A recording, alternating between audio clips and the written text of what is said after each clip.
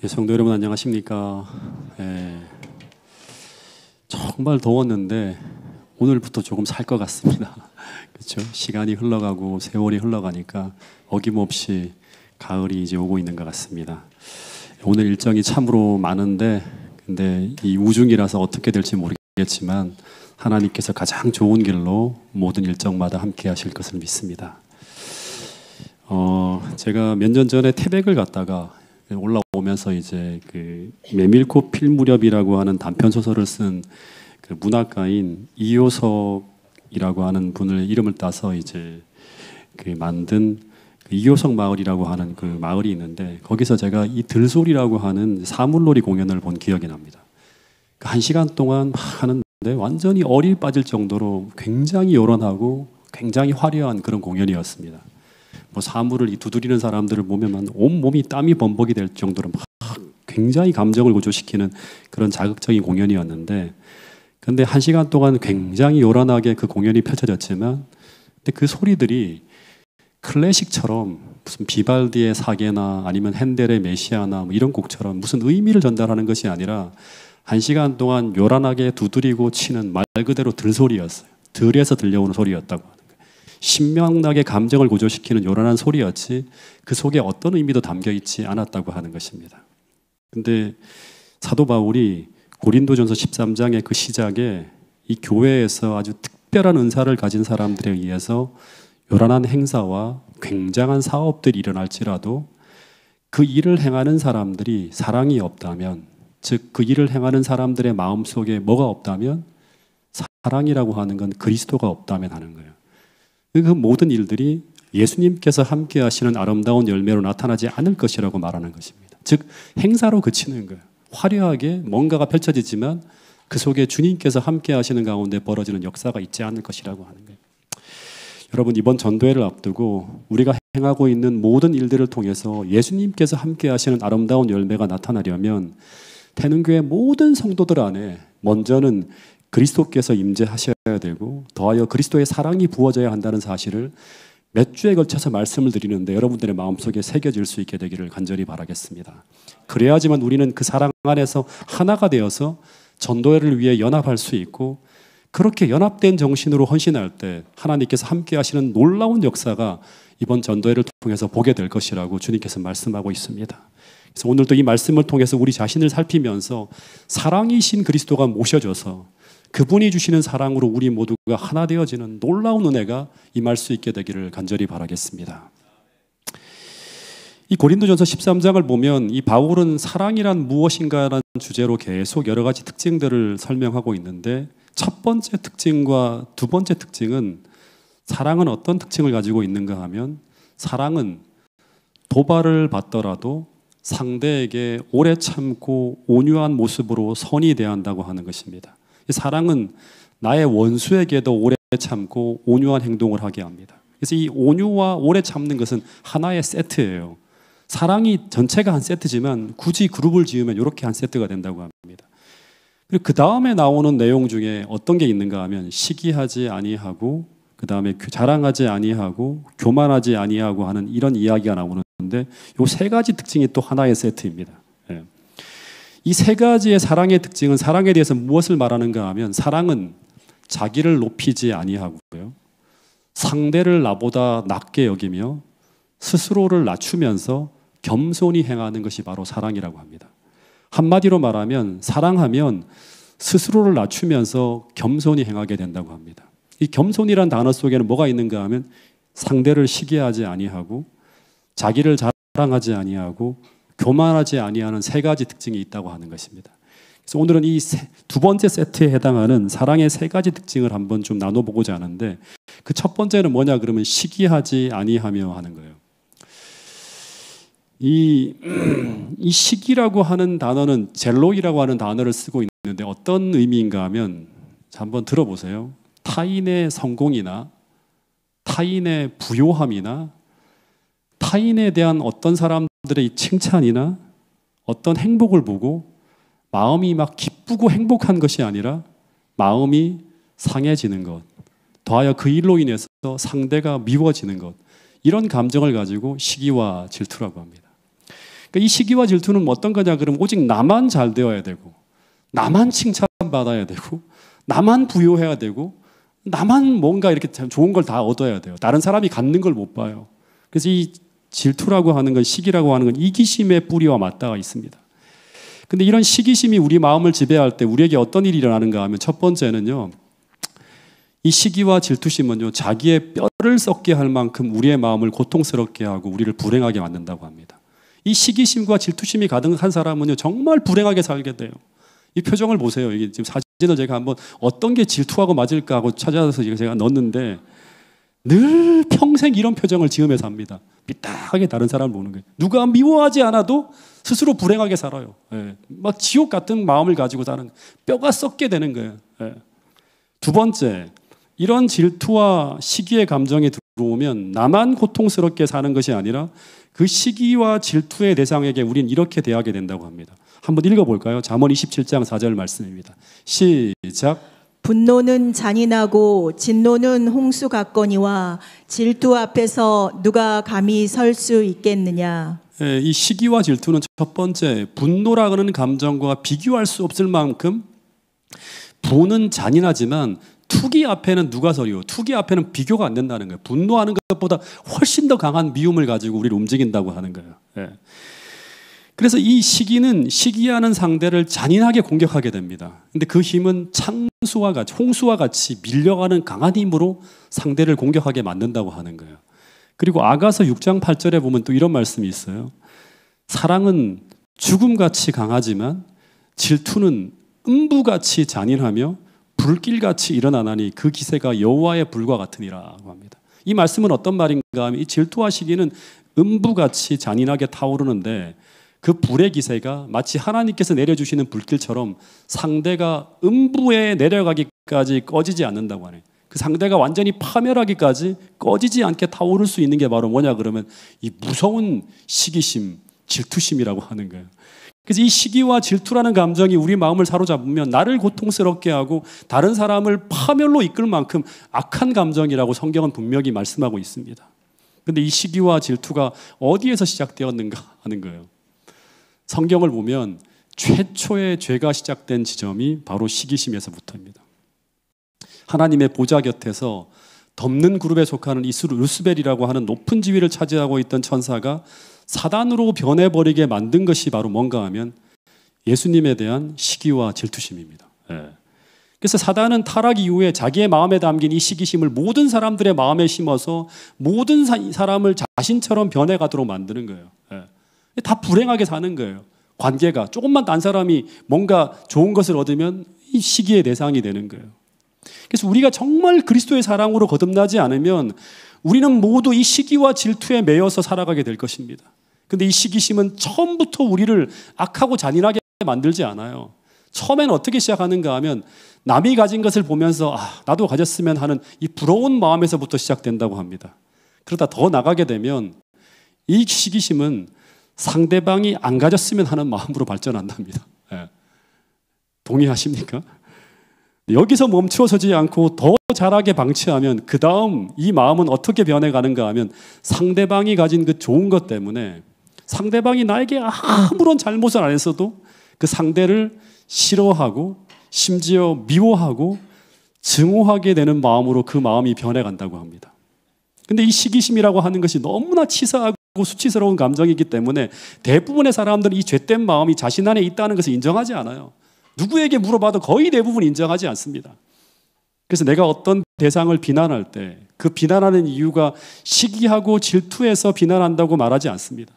근데 대부분 그 비난의 원인을 올라가 보면 상대에 대한 이 비난이 그 사람에 대한 시기심과 맞닿아 있는 것을 많은 것을 통해서 확인할 수 있습니다. 또 하나, 많은 사람들이 이 시기심이 우리 마음 가운데 들어올 때 정말 안타까운 것은 뭐냐 그러면 이 시기심이 얼마나 나를 비열하게 만들고 얼마나 나를 치사하게 만들고 얼마나 추하게 만들고 더하여서 이 시기심이 얼마나 우리 공동체를 병들게 하는지 잘 몰라요. 그래서 대부분 그 죄된 마음이 그냥 내 마음에 들어왔을 때 그것을 아주 사소하게 생각하며 방치합니다. 그 죄된 감정과 싸우지도 않고 그냥 품고 살아가요. 근데 그 마음은 죄라고 하는 것을 가만히 있지 않아요. 누룩처럼 번져갑니다. 내 마음에서 자라가게 되고 도하에서 나를 통해 공동체 안으로까지 번져 들어가는 거예요. 그러면 어떤 일이 벌어지는가? 그 공동체는 서로 협력해서 일하는 것이 불가능해집니다. 왜냐하면 이 시기심과 질투심이 공동체 안에 퍼져나가면 어떤 일이 벌어지는가 하면 그 일이 아무리 옳은 일이고 아무리 의로운 일이고 아무리 훌륭한 일이라 하더라도 시기하는 대상이 행하는 일이라면 그 일이 잘 되지 못하게 막고 방해하는 일들이 비일비재하게 벌어지기 때문이라고 하는 것입니다. 그래서 그 어떤 일도 연합해서 이룰 수가 없는 거예요. 시기심이 공동체 안에 쫙 번져가 있으면. 근데 놀라운 것은 이런 일이 실제 성경의 역사 속에 비일비재하게 일어났다고 하는 것입니다. 그러니까 우리가 이것을 웃으며 볼 일이 아니라고 하는 거예요. 창세기 4장에 보면 최초의 살인이 벌어지는데 그 원인이 무엇 때문이죠? 가인이 하나님 앞에 제사를 드렸는데 자신의 제단에는 불이 내려오지 않고요, 동생인 아벨의 제단에만 불이 쫙 내려오는 거예요. 그래서 이 가인이 동생 아벨을 시기하게 됩니다. 근데 보통 이런 일이 벌어지면 어떻게 되죠? 그냥 속상해하면서 내가 무엇을 잘못했는가 하면서 이렇게 끝날 수도 있어요. 근데 이 속상한 감정이 시기심으로 흘러가고 더하여 이 악한 감정이 커지게 되었을 때 그때 어떤 일이 벌어지는가 하면 아벨이 형을 위로한답시고 계속 말을 하는 거예요. 형 괜찮아, 하나님이 형을 여전히 사랑해, 뭐 이런 말을 했겠죠. 근데 그 한마디 한마디가 형을 사랑하는 마음으로 말해주는 그 친절한 충고가 가인으로 하여금 어떻게 들리게 만드는가 하면 동생을 죽이고 싶을 만큼 증오하게 만들었다고 하는 것입니다. 즉 동생이 더 선하고 더 진실하게 살면 살수록 더 미워지는 거예요. 그래서 결국 예수님을 닮은 그 의로운 아벨을, 그것도 자신의 동생인 아벨을 잔인하게 죽이는 살인으로까지 가인을 몰고 간 것이 바로 뭐다? 시기심이라고 하는 거예요. 이렇게 무서운 거예요. 똑같은 케이스가 사무엘상에 보면 또 나옵니다. 우리 권태근 목사가 계속 저녁 때마다 이 사무엘상하를 강의하는데, 이스라엘의 초대왕 사울이 다윗을 죽이기 위해 10년간 쫓겨내는데요. 근데 원래부터 사울이 이 다윗을 미워했나요? 이런 변화가 일어나게 된 이유가 무엇 때문이죠? 원래 사울은 다윗을 사랑했어요. 자신을 위해 수금을 타주고 해서 사울은 다윗을 늘 가까이 둘 만큼 사랑하는 신하였습니다. 근데 사울이 다윗을 미워하게 되는 계기가 뭐죠? 백성들의 사랑이 자기보다 다윗에게 더 커지고 있다고 하는 것을 느끼게 되는 순간입니다. 그 순간부터 사울의 다윗에 대한 사랑이 식게 됩니다. 그뿐만이 아니라 그 후 블레셋인들을 향해 던져야 될 사울의 창이 누구를 향해 날아가는가 하면 블레셋이 아니라 다윗을 향해 날아가기 시작했다고 하는 거예요. 다시 말해서 이 시기심이 자신의 충신을 향해 창을 던지게 만들었다고 하는 거예요. 시기심이 그렇게 한 거예요. 네. 여러분, 이런 이야기를 들으면 여러분들은 어떤 생각이 들어요? 이 모든 이야기가 우리와 아무 상관없는 이야기처럼 들립니까? 근데 여러분, 오늘 우리 마음이 그리스도와 멀어지게 되고, 그래서 우리 마음에 그리스도의 사랑이 식어버리게 되면, 그러면 우리 마음을 지배하는 것은 죄된 이기심이 우리 마음을 반드시 지배하게 됩니다. 그러면 거기엔 반드시 따라 들어오는 치사한 마음이 바로 뭐냐 그러면 이 시기와 질투라고 하는 것입니다. 근데 이 마음이 우리를 지배하여서 우리를 이끌도록 우리가 허락한다면, 그러면 오늘 우리도 가인처럼 사울처럼 그런 인물이 될 수 있다고 하는 사실을 기억해야 됩니다. 다시 말해, 나에게 아무런 잘못도 하지 않은 선하고 의로운 사람이 갑자기 미워지기 시작하고, 더하여 그 선하고 의로운 인물을 파멸시키기 위해서 평생 길길이 날뛰는 이런 미친 인간이 될 수도 있다고 하는 거예요. 이게 시기심이 우리를 지배하게 될 때 우리를 끌고 가게 되는 종점이에요. 실제 예수님 당시에 제사장과 관원들이 선하고 의로운 예수님을 십자가에 못 박아 죽인 정신이 다름 아닌 예수님에 대한 무엇 때문이다? 시기심 때문이에요. 시기심 때문. 여러분, 그래서 오늘 우리 안에 그리스도가 부재하신 것은 아닌지, 더하여 오늘 내 마음이 그리스도의 사랑이 아닌 이런 치사하고 악한 정신이 나를 지배하며 나를 이끌고 있지는 않은지, 우리는 자꾸 우리의 언어와 우리의 마음과 우리의 행동을 점검하며 살펴봐야 된다고 하는 사실을 기억할 수 있게 되기를 간절히 바라겠습니다. 그러지 않으면 부지 중에 이 감정이 내 안에 담겨지고 자라나서 나도 모르는 사이에 나를 지배하도록 허락한다면 우리는 교회를 다니지만 그리스도의 종이 아니라 사단의 충실한 도구가 되어서 평생 일하게 될 수도 있다고 하는 사실을 우리 모두가 기억할 수 있게 되기를 간절히 바라겠습니다. 이런 이야기가 있어요. 개를 담은 바구니에는 뚜껑이 필요 없다고 합니다. 제가 개를 키워본 적도 없고 잡아본 적도 없고 먹어본 적도 없기 때문에 잘 모르는데 이런 이야기가 있습니다. 왜냐하면 뚜껑이 없어도 절대 개는 바구니 밖으로 나오지 못한다고 합니다. 왜 그런가? 바구니 안에 여러 마리 개를 넣어두었을 때 어떤 일이 벌어지게 되는가 하면 어떤 개 한 마리가 바구니 위로 쫙 기어오르잖아요. 그러면 다른 개가 얼른 쫓아가서 바구니 위로 올라가는 개를 끌어내린다고 합니다. 그래서 개들은 영원히 바구니 바깥 세상으로 비약하지 못하게 되는 일이 벌어진대요. 이게 실제로 그렇다고 합니다. 근데 똑같이 이 시기와 투기의 감정이 교회나 공동체 안으로 들어오게 되면 서로를 위한 성숙이나 발전 대신에 서로 질투하고 시기하면서 끊임없이 다른 동료들의 성숙이나 발전을 방해하는 이 모함과 험담과 질투와 투기가 교회를 가득 채우게 된다고 하는 것입니다. 그러면 교회는 어떻게 되는가? 마치 이 개를 담은 바구니처럼 스스로 무너지는 거예요. 그 모습이 바로 십자가를 지기 전에 제자들의 모습이었죠. 그렇게 많은 능력과 그렇게 많은 은사를 주님으로부터 받았고 그렇게 많은 성경 지식을 그들이 배웠지만 그들이 이런 시기와 질투가 그들을 지배하게 되었을 때 그들은 그리스도를 위해서 아무것도 할 수 없는 집단이 되어버리는 거예요. 아무것도 할 수 없는 거예요. 사단이 조금만 시기심을 자극하는 일이 벌어지면 스스로 미워하고 스스로 무너질 수 있는 모습이 바로 십자가를 지기 전 제자들의 모습이었죠. 여러분, 그런데 오늘 태능교회는 어떤 모습인가요? 전도회라고 하는 큰 집회를 앞두고 있습니다. 이 공동체 속에 살아가는 나는 어떤 사람인가 한번 생각해 보시기 바랍니다. 나의 마음을 이끌고 있는 것은 어떤 마음이고 어떤 정신인가? 이 시간 심각하게 스스로를 살펴볼 수 있게 되기를 간절히 바라겠습니다. 만약 이런 시기와 질투하는 마음이 내 마음에 품겨져 있다면 정말 깊이 그것을 회개하며 성령을 통해 씻어내지 못한다면 우리가 꿈꾸는 사도행전적 교회는 거의 꿈도 꾸지 못할 그런 무리가 될 수도 있다고 하는 사실입니다. 우리 모두의 마음에 그리스도의 사랑이 담겨져서 진정으로 하나가 되어서 공동체 안에 모인 모든 사람들이 성숙하고 발전할 수 있는 그런 아름다운 공동체, 그리스도의 사랑이 충만한 그런 공동체가 태능교회가 될 수 있기를 간절히 바라겠습니다.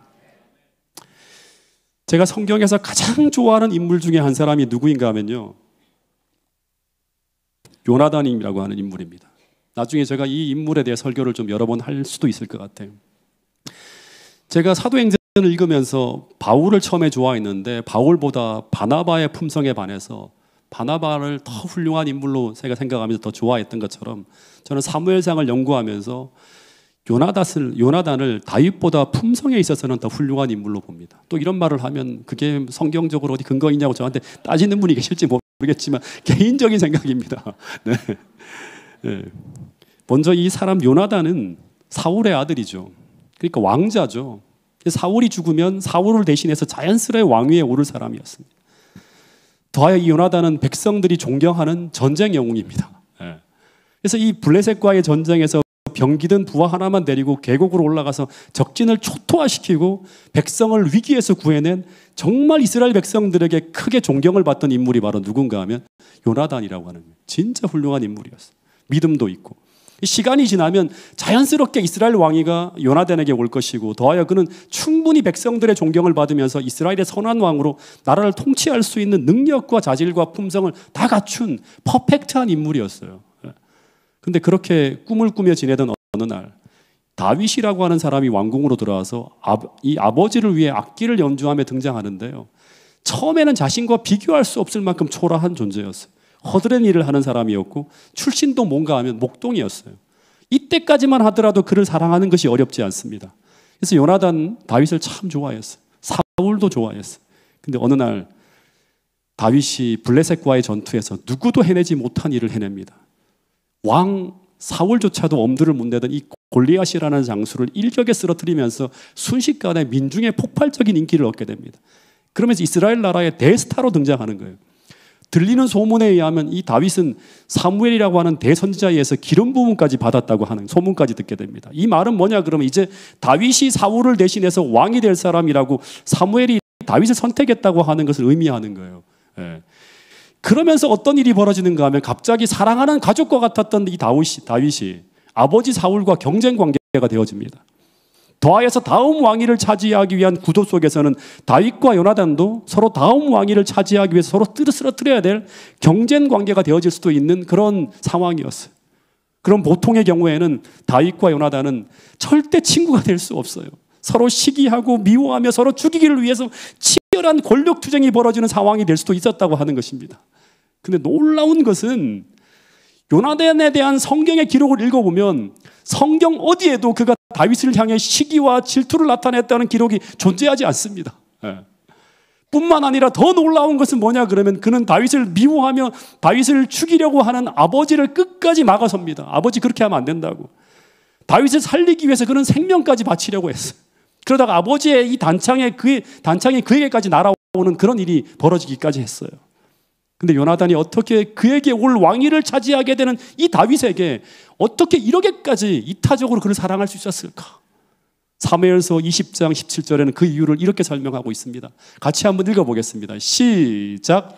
요나단이 다윗을 사랑함으로 그로 다시 맹세케 하였으니 이는 자기 생명을 사랑함 같이 그를 사랑함이었더라. 요나단이 자기 생명을 사랑함 같이 다윗을 사랑하였기 때문이라고 하는 것입니다. 여러분, 우리가 사랑하는 우리 자녀들이 성공하고 잘되고 상탄한 걸 보면서 시기하고 질투하는 부모가 있습니까? 성주가 앞에 있는 성주가 잘되고 하면 제가 막 시기하고 질투할까요? 그런 부모가 있다면 그 부모는 정상이 아니겠죠. 부모는 자식이 잘 되면 무조건 행복합니다. 근데 그 이유가 무엇 때문이죠? 그 이유는 바로 부모는 자녀들을 그냥 사랑이 아니에요. 아가페적인 사랑으로 사랑하기 때문이에요. 마찬가지로 요나단이 다윗을 향해 그런 행동을 할 수 있었던 것은 무엇인가 하면 그는 주님이 주시는 품성으로 다윗을 사랑했기 때문이라고 하는 것입니다. 마찬가지로 이 하늘이 주는 사랑을 우리가 진짜로 받고 우리 마음속에 정말 아가페적인 사랑이 담긴다고 하면 그러면 우리를 불행하게 하는 이 시기와 질투를 우리는 극복할 수 있을 것이라고 고린도전서 13장은 우리에게 말씀하고 있다고 하는 사실입니다. 또 한 사람, 이 시기심을 하늘의 사랑으로 정복한 사람 중에 빼놓지 않고 우리가 이야기하는 사람이 누구죠? 침례 요한입니다. 제가 지난번에 한번 이 초림 준비라고 하는 주제로 이 사람에 대해서 굉장히 많은 얘기를 했는데 이 침례 요한과 예수님은요 6개월 차이로 유대에 등장합니다. 그러니까 엄청난 영향력으로 군중을 이끌던 사람이에요. 근데 침례 요한과 예수님의 나이 차이가 몇 살 차이죠? 동갑이죠. 거의 6개월 차이. 동갑입니다. 비슷한 차이로 등장하는 비슷한 나이예요. 유대에 등장해서 엄청난 영향력으로 군중들을 이끌던 당시에는 지금 우리가 메시아로 보지만 당시에는 굉장히 탁월한 하늘이 보낸 종들이었어요. 두 사람이 비슷한 레벨의 사람이었어요. 근데 가르치는 영향력도 차이가 나지 않고 두 사람 다 어마어마한 성령의 능력이 부어지면서 군중을 이끌고 있었던 그런 사람들이었습니다. 근데 갑자기 이 요한의 세력이 예수라고 하는 청년의 등장으로 인해서 기울어져 갈 때 그때 이 침례 요한의 제자들이 예수를 시기하면서 그 제자들을 비난하는 일들이 벌어집니다. 이 침례가 이 예수님이 안 주고 제자들이 주는 게 맞나 하면서 막 비난하는 일들이 벌어집니다. 그러면서 양측이 서로 갈등하려고 하는 일이 벌어질 때 그때 요한이 이런 말을 했어요. 참 우리도 이런 고백을 좀 했으면 좋겠어요. 자, 같이 한번 읽어보겠습니다. 요한복음 3장 28절부터 30절까지의 말씀입니다. 시작. 나의 말한 바 나는 그리스도가 아니요 그의 앞에 보내심을 받은 자라고 한 것을 증거할 자는 너희니라. 신부를 취하는 자는 신랑이나 서서 신랑의 음성을 듣는 친구가 기뻐하니 나는 이러한 기쁨이 충만하였노라. 그는 흥하여야 하겠고 나는 쇠하여야 하리라 하니라. 그러니까 이 시기심과 질투심을 자극하는 막 제자들의 말, 수많은 사람들의 말을 들을 때 요한은 나는 예수에 대한 시기와 질투심을 극복한 사람이라고 하는 고백을 합니다. 근데 그것을 어떻게 표현하고 있는가 하면 나는 그분이 흥하여 그분께로 사람들이 이끌려가는 것이 나의 기쁨이라고 고백하고 있었고 더하여 나는 그분이 계속 흥하기 위하여 내가 쇠하여야 한다면 나는 기쁘게 그 길을 걸어갈 수 있다고 고백하고 있는 것입니다. 근데 무엇이 그로 하여금 이 죄악적인 감정을 극복하게 만들었는가? 또다시 말하지만 고린도전서 13장은 무엇을 얘기하는가 하면 예수님에 대한 사랑이에요. 사랑. 자주 이야기하는 이야기지만 그가 광야에 있을 때 그는 성경을 밤낮 없이 파면서 빠져 있었던 사람이에요. 특별히 이사야서를 밤낮 없이 연구하면서 예수님의 위대함을 명상하고 그분의 아름다우심에 푹 빠져 살았던 사람이 누구인가 하면 침례 요한이라고 하는 사람이에요. 근데 그렇게 말씀에 몰입하여 살아갈 때 그때마다 성령께서는 주님에 대한 사랑을 그의 마음에 가득가득 부어주셨고 그로 말미암아 그는 그분에 대한 그 사랑으로 인해서 자신을 완전히 잊어버릴 만큼 무아의 어떤 사람이 되었다고 이 시대의 소망엔 적혀 있습니다. 마찬가지로 오늘 우리가 침노의 요한처럼 정말 시기와 질투심에서 자유로워지려면 늦은 비 성령이 역사한다고 하는 건 뭐냐 그러면 우리 모두가 여기서부터 자유로워지는 거예요. 완전히 하나가 되어지는 것입니다. 기별 앞에 하나님의 사업 앞에 완전히 하나가 되어서 연합되어질 때 주님께서 성령을 부어주는 거예요. 근데 이 시기와 질투심에서 자유로워지려면 오늘 우리도 주님과의 사랑에 푹 빠질 정도로 성경을 통해 주님을 바라보고 묵상하며 살아가야 된다고 하는 것입니다. 그렇게 주님을 사랑하게 된다면 오늘 우리도 주님께서 사랑하신 영혼들을 천상의 사랑으로 사랑할 수 있는 사람들이 될 수 있을 것이라고 하는 것입니다. 여러분, 그래야지만 태능교회가 진정 하나가 되어질 수 있고, 그래야지만 우리는 진정한 선교 공동체로 거듭날 수 있고, 그래야지만 이 사랑으로 하나 된 공동체 하늘의 성령이 풍성히 부어지게 된다고 하는 사실을 우리 모두가 잊지 않게 되기를 간절히 바라겠습니다. 같이 읽어보겠습니다. 요한복음 13장 35절 말씀입니다. 시작. 너희가 서로 사랑하면 이로써 모든 사람이 너희가 내 제자인 줄 알리라. 너희가 서로 사랑하면, 내가 너희를 사랑한 것 같이 서로 사랑하면, 이러면 너희가 내 제자인 줄 알게 된다고 하는 거예요. 모든 세상 사람들이. 요한일서 4장 12절 말씀도 같이 한번 읽어보겠습니다. 시작.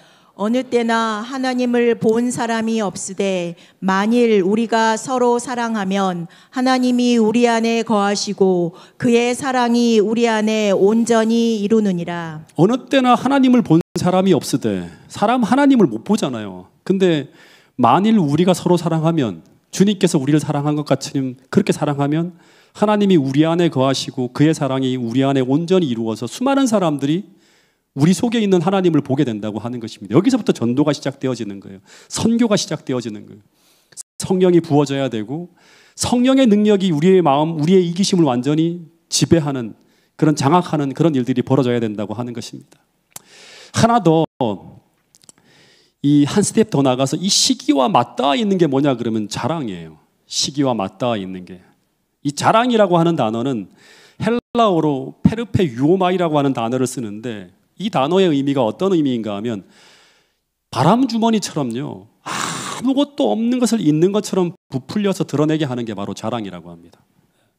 조금 더 구체적으로 이야기하면 자랑이라고 하는 것은 뭔가 하면 다른 사람들에게 자기의 어떤 것을 자꾸 과장되게 선전하려고 하는 행동이 바로 이 페르페 류오마이라고 해서 자랑이라고 합니다. 그래서 이 자랑과 시기는 둘 다 무슨 정신인가 하면 자기를 높이려고 하는 정신이에요. 거기서 만들어지는 게, 교만이라고 하는 정신 속에 함께 만들어지는 게 바로 자랑, 시기, 전부 다 이거예요. 그중에 시기와 질투는 그 초점이 상대방을 향해 있는 감정이에요. 다른 사람을 깎아내리는 거죠. 자랑이라고 하는 초점은 자신에게 향하는 거예요. 다시 말해 시기는 상대의 좋은 점을 무가치하게 평가하며 깎아내리려고 하는 것이고, 자랑은 정반대로 자기의 업적과 좋은 점을 과장되게 선전하는 거예요. 둘 다 자기 숭배의 정신 속에서 만들어지는 거예요. 교만인과 하나 한 뿌리를 두고 있는 거예요. 그래서 자기 자랑을 하는 사람은 반드시 타인을 시기하게 돼 있습니다. 예. 왜냐하면 자기를 높이려고 하는 사람은 타인을 낮추려고 하기 때문이라고 하는 거예요. 그래서 이런 시기와 자랑의 정신이 공동체 안에 자꾸 번져가게 되면, 또다시 말하지만 필연적으로 따라오는 게 뭐냐 그러면 분쟁입니다. 분쟁. 당시 고린도 교회가 분열되어져 있었던 것은 뭔가 하면 교회 안에 하나님의 사랑이 식어가고 있었기 때문이고, 그 당시의 무던을 보잖아요. 당시 똑똑하고 탁월한 은사를 가진 사람들이 정말 많은 곳이 어딘가 하면 고린도 교회였어요. 서로 시기하고 질투하고 내가 잘났다고 하면서 다 높이는 정신이 가다 보니까 교회가 쫙 분열되어서 나가는 거예요. 이 문제를 해결할 수 있는 방법은 뭐밖에 없다? 고린도전서 13장에 보면 사랑이 부어져야 돼요. 주님의 십자가의 사랑이 부어져야만 하는 거예요. 그런데 이런 정신과 이런 마음을 가지고 살아가는 사람은 자기가 무슨 말을 한다 할지라도 그리스도와 반대의 길을 걸어가는 사람이에요. 예. 여러분, 왜냐 그럼 예수님은 이렇게 살았다고 합니다. 마태복음 12장 18절 19절에 보면 평생 이런 모습으로 살아갔다고 하는데, 여기 보면 예수님은 다투지도 아니하고 들레지도 아니하고 아무도 길에서 그 소리를 듣지 못한다고 말할 정도로 예수님은 30년 동안 이 땅에 사역했는데 어마어마한 일을 행했지만 언제나 조용하게 겸손하게 들레지 않고 이렇게 살아가셨다고 하는 거예요.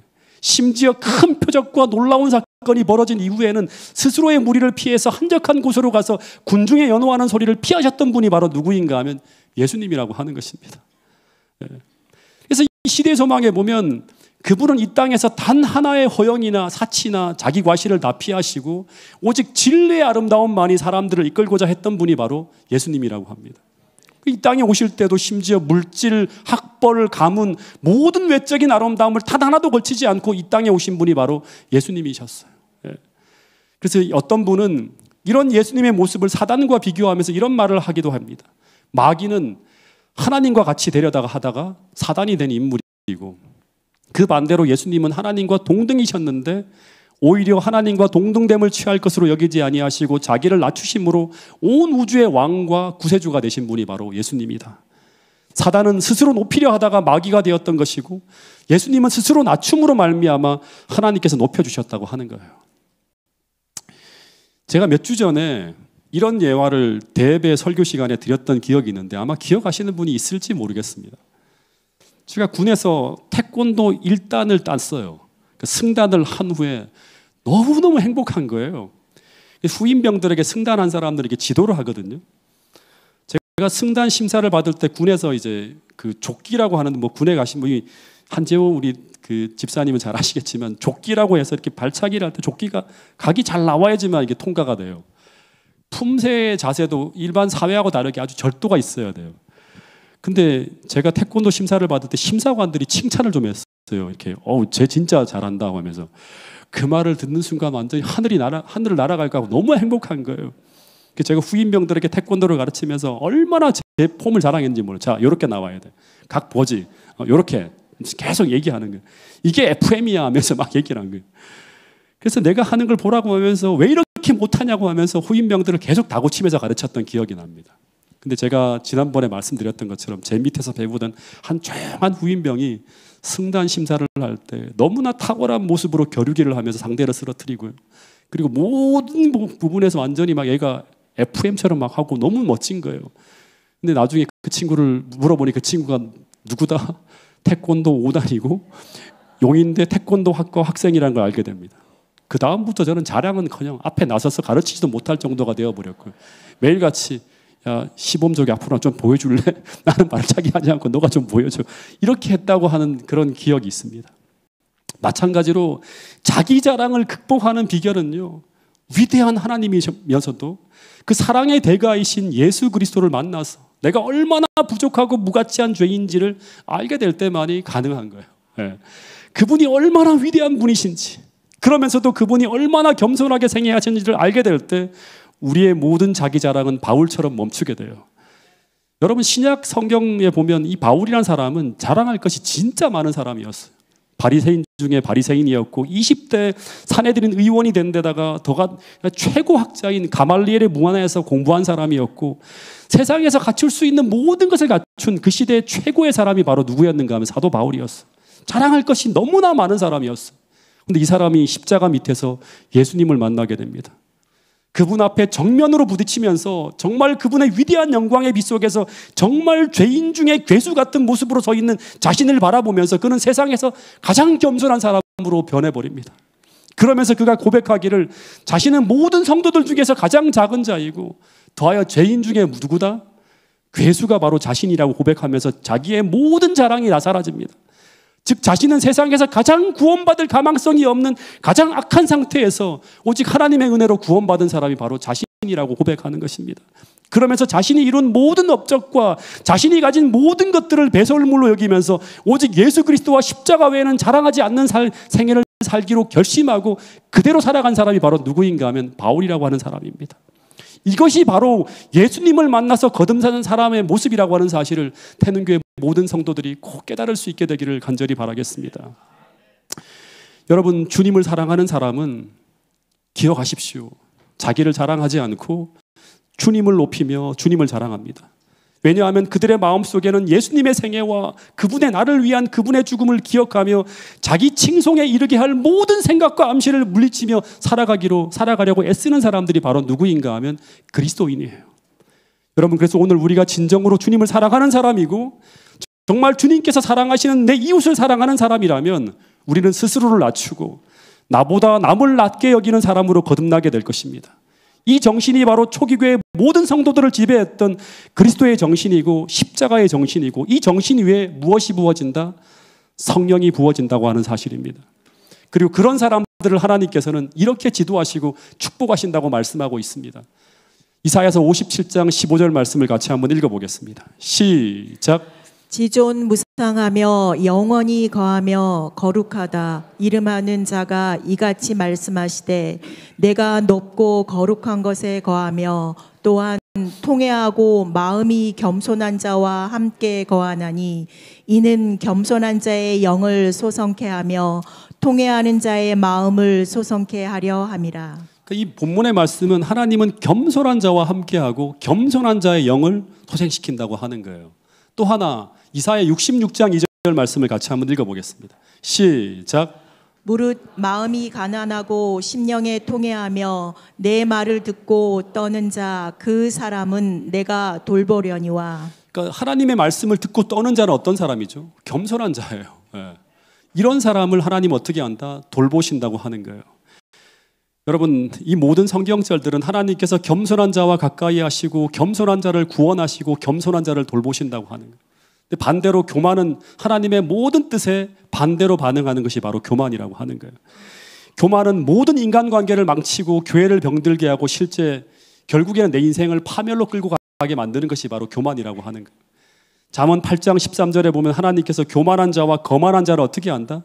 미워하신다고 하고, 잠언 16장 18절에 보면 교만은 패망의 선봉이요 거만한 마음은 넘어짐의 앞잡이라고 하는 거예요. 다시 말하면 반드시 교만한 인생을 산다고 하면 하나님은 그 사람과 함께 계시지 않기 때문에 반드시 넘어진다고 하는 거예요. 그러면 이제 결론적으로 어떻게 이런 무서운 죄를 우리가 극복할 수 있을까? 또다시 말하지만 답은 하나님을 뜨겁게 사랑하는 거예요. 네. 제가 고집이 센 사람 같으세요? 고집이 없는 사람 같으세요? 네. 고집이 엄청 강한 사람입니다. 네. 근데 저는 이 고집이라고 하는 것이 신념인 줄 알았어요.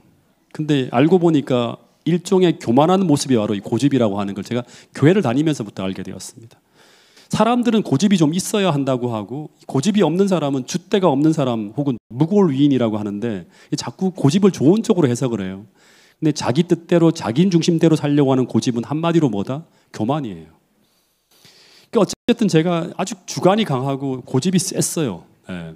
우리 어머니도 어떻게 하지 못하는 사람이에요. 근데 결혼을 하고 난 후에 더 고집이 센 사람과 충돌하게 됩니다.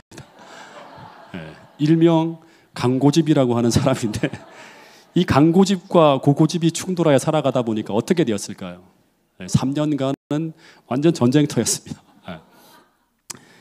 처음에는 이 성주 엄마가 잘 끌려올 때는 아무런 문제가 없었는데 어느 날 이 사람이 어느 순간 제 뜻대로 살아가는 것이 너무 힘들다고 하면서 자기의 뜻을 강하게 나타내는 거예요.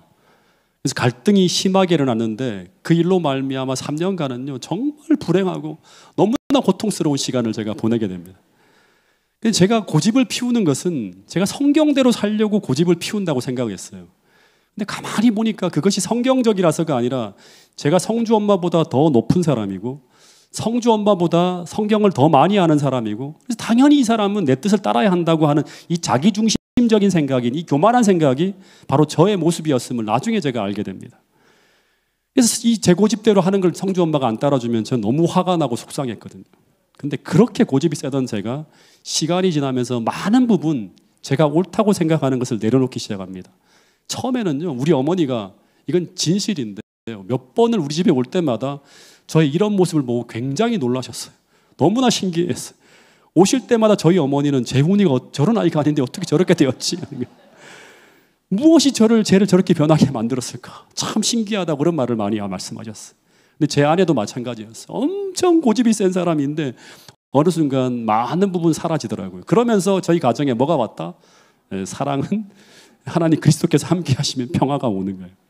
근데 어떻게 저희가 이런 모습으로 변했을까? 그 이유는 뭐냐 그러면요, 내 고집대로 상대를 이끌 때마다 상대가 너무나 고통스러워하고 힘들어하는 것을 알게 되면서 상대에게 이게 유익하지 않다는 것을 알게 되는 거예요. 예. 그리고 너무나 상대를 힘들게 한다고 하는 것을 알게 되면 제가 상대를 사랑하게 되면 어떻게 된다? 제가 옳다고 생각하는 많은 것을 내려놓게 되고 더하여 상대를 배려하고 존중하는 변화가 일어난다고 하는 것입니다. 근데 이렇게 상대를 배려하고 존중하는 것, 그러면서 상대를 아프게 하는 것, 내 고집을 포기하는 것, 이게 전부 뭐냐 그러면 자기를 낮추고요. 상대를 귀하게 여기는 데서 오는 사랑이라고 하는 거예요. 겸손하지 않으면요, 사랑한다고 말할 수 없습니다. 그건 다 거짓말이에요. 이게 사랑이라고 고린도전서 13장에서 말씀하고 있는 거예요. 결국 서로에 대한 사랑이 서로를 낮추게 만들었다고 할 수 있는 것이죠. 근데 이 사랑이 어디서 온다? 이 사랑은 우리 안에는 없는 거예요. 그리스도에 대한 진실한 사랑이 타인을 사랑하도록 만든다고 하는 것입니다. 그래서 그리스도를 정말 사랑하는 사람은 말할 때나 행동할 때나 다른 사람들을 상대할 때 자기보다 남을 어떻게 여긴다? 더 낮게 여긴다고 하는 거예요. 이게 빌립보서 2장에 말하는 사랑의 정신이에요. 다시 말해 내가 아니라 상대를 더 중요하게 생각하는 것, 이것이 바로 겸손한 사랑이라고 하는 거예요. 실제 주님은 자신보다 우리 인간을 더 중요하게 생각해서 우리를 위해 생명을 바치신 분이 바로 예수님이라는 거예요. 근데 그렇게 할 때 하나님은 우리를 계속 낮추시는 것이 아니라 어떻게 하는가 하면 때가 될 때 어떻게 한다? 하나님이 높여주신다고 하는 거예요. 스스로 높이는 것이 아니라 하나님께서 정말 겸손한 삶을 살아가는 사람을 때가 될 때 어떻게 하신다? 하나님께서 높여주신다고 하는 거예요. 이게 바로 성경의 원리예요. 자, 마지막 이제 딱 성경절 2개 남겨놓고 있는데 마지막 말씀 중에 하나 읽어보겠습니다. 베드로전서 5장 5절부터 6절 말씀입니다. 시작. 하나님은 교만한 자를 대적하시되 겸손한 자들에게는 은혜를 주시느니라. 그러므로 하나님의 능하신 손 아래서 겸손하라. 때가 되면 너희를 높이시리라. 하나님은 교만한 자를 대적한다고 하는 교만한 자와 함께 하지 않는다는 말과 같은 거예요. 겸손한 자들에게는 끊임없이 은혜를 베풀어 준다고 하는 거예요. 그러므로 하나님의 능하신 손 아래서 어떻게 하라? 계속 상대를 높이며 살아가라고 하는 거예요. 때가 되면 어떻게 한다? 하나님이 성령을 부어주셔서 그 사람을 높이신다고 하는 거예요. 근데 이 원리가 바로 예수님의 살아간 원리였어요. 빌립보서 2장 5절부터 10절에 보면 제가 이 말씀 읽겠습니다. 너희 안에 이 마음을 품으라. 곧 그리스도 예수의 마음이니 그는 근본 하나님의 본체시나 하나님과 동등됨을 취할 것으로 여기지 아니하시고 오히려 자기를 비어 종의 형체를 가져 사람들과 같이 되었고 사람의 모양으로 나타나셨으며 자기를 낮추시고 죽기까지 복종하셨으니 곧 십자가에 죽으심이라. 이러므로 하나님이 그를 어떻게 한다? 지극히 높여 모든 이름 위에 뛰어난 이름을 주사 하늘에 있는 자들과 땅에 있는 자들과 땅 아래에 있는 자들로 모든 무릎을 누구의 이름에? 예수의 이름에 꿇게 하시고 모든 입으로 예수 그리스도를 주라 시인하여 하나님 아버지께 영광을 돌리게 하셨다고 합니다. 여러분, 우리 모두가 정말 이 말씀처럼 하나님의 주시는 사랑을 소유하여서 정말 모든 사람을 나보다 더 중요하게 여길 수 있는 참으로 겸손한 사람이 되어서 정말 아름다운 공동체로 거듭나게 되기를 간절히 바라겠습니다. 그리하여 이 태능교회가 겸손한 자들, 정말 십자가의 정신으로 무장한 자들로 가득하여서 하나님께서 이 교회를 통해서 온 세상에 가장 찬란하고 가장 위대한 빛을 증거할 수 있는 그런 위대한 교회로 성장시켜 주시기를 간절히 바라면서 오늘 말씀을 줄이도록 하겠습니다.